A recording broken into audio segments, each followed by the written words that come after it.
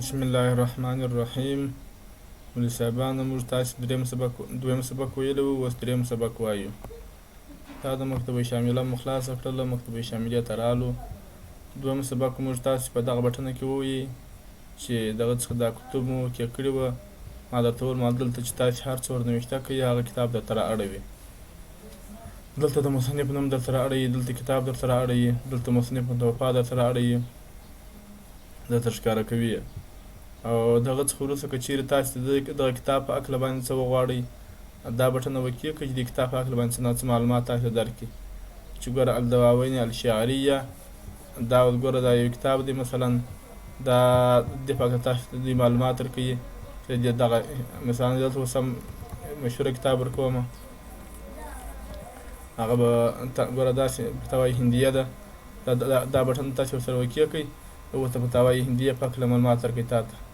ګوره دلته لیکلي دي چې دا فقه حنفي کې پروت دی، او دغه محتوای عالمګیریا نوم ده، او مؤلف چې دغه جماعت من العلما دی، او رئیس دغه علماو چې نظام الدین برنابوري البلخي دی، او احمد سلطان اورنګزیب دی، او باسل دغه د دې خپل تحقیق دی، او د دې خپل متعلق خبره ده.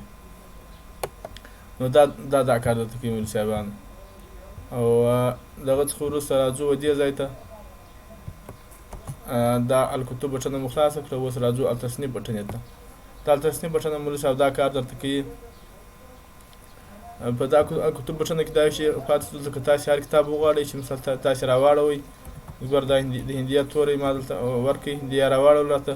که چیرې تاسې وغواړئ چې خلاص یې کړئ، ګوره دا دوه وره کلیکه بټنه خلاص، د کتاب خلاص شولو. دا د کتاب فهرست شولو، دا د کتاب فهرست دی. ګوره دا ټول د کتاب فهرست دی، چې هر ځای غواړي هغه وکړئ، هغه درته راوړي، ګوره دا درته راوړي. او په دې باندې تاسې مخ تللی شئ، په دې باندې شاته تللی شئ، په دې باندې کتاب اخر صفحې ته تللی شئ، په دې باندې کتاب اول صفحې ته تللی شئ. او دا د فهرست خبره وله. دلته بیا نور شیان د فهرست کې ورته لیکل کېږي، هغه بله خبره ده. خیر، خو اوس موږ راځو برته و تصنیف ته. تصنیف ته چې تاسې راسئ، تاسې دا شی په لاس درکوي. دا اوس ګوره دا ټول د کتابو فولډران دي، او هغه کتابونه دي پکې پراته دي. هر فولډر چې تاسې وکړئ هغه کتابونه درته راوړي. مثلا تاسې ګوره شروح کتب وکړئ کړله، د شروح کتب یې درته راواړوله. تاسې مثال المنطق وکړئ کړله، منطق یې درته راواړوله. همداسې نور چې د هر شی چې وغواړي هغه درته راوړي.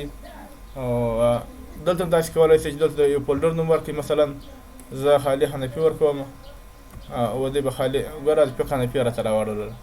یا مثلا زه یو بل داسې شی ورکوم چې هغه زما په کار دی. مثال زه شافعي ورکوم چې زما فقه شافعي په کار ده، ګوره فقه شافعي راته راواړوله. فقه خالي شافعي چې ورکړئ، د فقه شافعي راته راواړوله.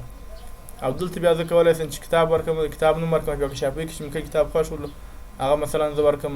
اوس ګوره دلته زه حنفي ورکوم، په حنفي کې بیا یو مثال یو کتاب خوښ دی. اوس ګوره فقه حنفي کې نوی کتاب دغه فقه حنفي مختاره کړله. دغه څخه وروسته بیا دلته مې یو کتاب په کار دی چې هغه مثلا البحر الرائق دی. دا ګوره خپل البحر الرائق خپل راته راواړوئ. دا خبره شوله. او که چیرې دا تاسې خراب کړئ، هم د خپل هغه سر ته ځي، او دا خراب کړئ خپله دې سر ته ځي. او دا مثال د عدد چې ورته لیکلی، دا د کتابونه عدد دی چې شلو حدیث چې دا دغونه کتابونه دي، او منطق چې دا دونه کتابونه دي، او مثال فقه حنفي دونه کتابونه دي، په دا فولډر کې چې پراته دي.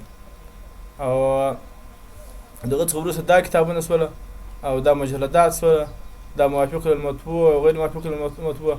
دا اسانه شیان دي، دونه مشکل نه لري. دا چې دا یو ګوره وکړئ، ګوره چې معنا هغه موافق ته مطبوع چې د طبع سره موافق وي، چې د دنیا ته راوتلی وي، هغه کاغذ باندې چاپ شوي، هغه به څنګه وي. اوس فقه حنفي کې مثال دا تور چې ته وکړئ، ګوره اوس 4-5 وله یو کتاب چې د غیر موافق ته مطبوع لري. اوس ګوره دا چې ته وکړئ موافق ته مطبوع لري، ګوره یو کتاب پاتې شول. او دا چې بیا ورته وکړئ 5-5 دي، دا چې ته وکړئ یو کتاب غیر موافق ته مطبوع لري، سره به خلاص ولو. هغه ګر ته دا وکړئ چې هغه معلوم شي چې هغه کوم کتاب دی. یو کتاب نه، دوه کتاب، یو کتاب ګوره دا دواړه ما وکړي کړي، دا ټول فقه حنفي ورکېږي. بیا خو دا چې مو کېږي پسې او فقه حنفي دا ده. ګوره اوس ګوره دا چې ته دا وکړې یو پس دغه فقه عبادات علامه مذهب الحنفي دا چې دا غیر موافق المطبوع ده، دا د طبع موافق نه ده، دا دلته مثال بدله ده یو صنعت څه ورسره. او بعضې ملګري بیا دا پوښتنه کوي چې دلته خو دا خو ډېر موافق المطبوع نه دي، د دوی د طبع سره موافق دي، لبنان او د بیروت د طبع سره موافق دي. نور تاسو سره طبع سره خو بعضې مثال د رشیدیې چاپي، بعضې حبیبیې چاپي، بعضې چا چاپي، د هغو سره په رښتیا موافق المطبوع نه دي، او هغو ځکه هغه تغییر پکې راغلی دی، هغه ورقې ورسره بدلې کړي دي، نو هغه کې موافق المطبوع نه دا نه درښیي دا د کوټ چاپونه یا مثلا د پاکستان چاپونه، بلکې خپل چاپ ښیي، خپل د بیروت او د لبنان او د هغو چاپونه ښیي، په هغو کې موافق المطبوع لري. او دلته موږ دا نوشته دي موافق المطبوع لره، دلته بیا نوشته دي موافق غیر مطبوعات چې چاپ سوي نه وي، دا بیا دلته دا مخطوطات دي او رسائل د جامعات دي، او دغه شیان دي، او دغه تبلیغات دي، دا چې هغه د دوی بله خبره دا ده چې دلته مثال په دې کتاب کې مخطوطات څو دي، په دې فولډر کې څو مخطوطات شته دي، څو مخطوطات کتابونه دي، او څو رسائل د جامعې دي، د الجامعة الاسلامیه جدي ورته جامعه مدینه ورته وایي، د هغې رسالې چې مثال په دې فولډرانو کې پراته دي د هغې موضوع مطابق وي، نو هغه دوی هغه خبره درته کوي چې هغه څوان یې پکښې دي، ګوره چې هغه چې وکیې کې هغه مثال دلته راوړي په فقه حنفي کې بیخي هغه ستن هغه شي، ګوره دا نور بعض تغیرات وکړله، بعض تغیرات راغله، ګوره تاسې وینئ په دې بعض هغو کې تغیرات راغله، په هغو کې بعض رسالې چې د هغې د جامعې دي هغه مثال ختمې کړلې، نو تغیرات پکې راغلل، ګوره دا یو سل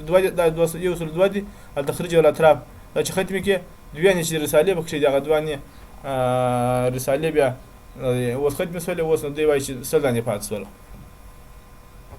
او په هغه پسې چې د هغه بیا مثال دا بټنه ده، دا بټنه چې د هغه دلته هم دغه شیان تقریبا دغه الکتروني یا دستوري دي، دا هم دغه خبره ده چې مثال کومې چې په دغه رقم باندې چاپ شوي یا په دغه رقم باندې ضبط شوي دي، په دغه رقم لیکل شوي ده، د لیکلو یو بڼه ده، او هغه بیا تاسو سره اړوي چې هغه بیا که دا وکیې کې ختموي، که دا نه کې وکیې بیا نه ختموي، او دا تبلیغات هم دا هم هغه خبره ده، ګوره دا بیا مثال په هغه یو سل دوه کې بیا دا شیان نشته دي، بیا په نورو بټونو کې شته دي، مخطوطاتو کې هم دغه خبره ده، بعضې مخطوطات لري بعضې مخطوطات نه لري، نو ټول تقریبا دغه شناخته شیان شو، په دې کې دونه مشکل نشته دی، انشاءالله ستاسې سره په خلاصېږي چې هر کتاب وغواړئ دا کتاب ګوره تاسې وکیې کړئ، تفسیر دې خلاص شولو، دا یې پیرس دی چې کوم دا یې وغوښتې هغه درته راوړئ، او دا ګوره دا یې پیرس شولو، او دلته مثال دا مې مخکې نه درته ویلي دا دورې صفحه واړوه، دا شاته صفحه واړوه، دا اخري صفحې ته ولاړ شه،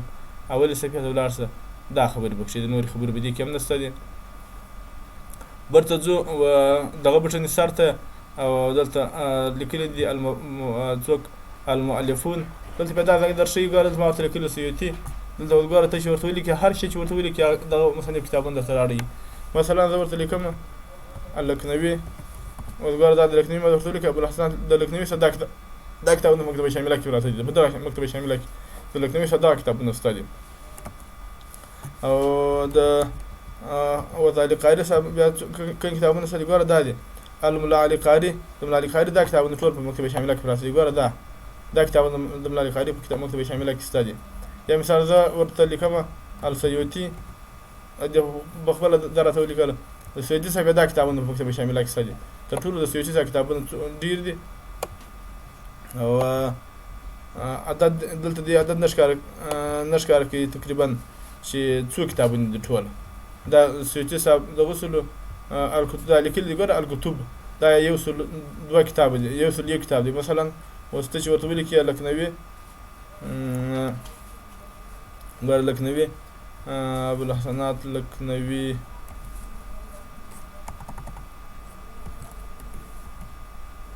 ګوره د لکنوي صاحب اووه کتابه دي، او د سیوطي صاحب یو سلو یو کتابونه، د نووي صاحب بیا ګوره د نووي صاحب بیا شپږ ویشت کتابه دي، او د مثال د بل داسې عالم چې هغه مثال تاسې راواخئ، اوس دا سړی چې دی ابن باز، د ابن باز څلور کتابه پکښې دي، یا مثال بل داسې سړی چې راواخئ مثال چې هغه داسې مشهوره سړی وي، او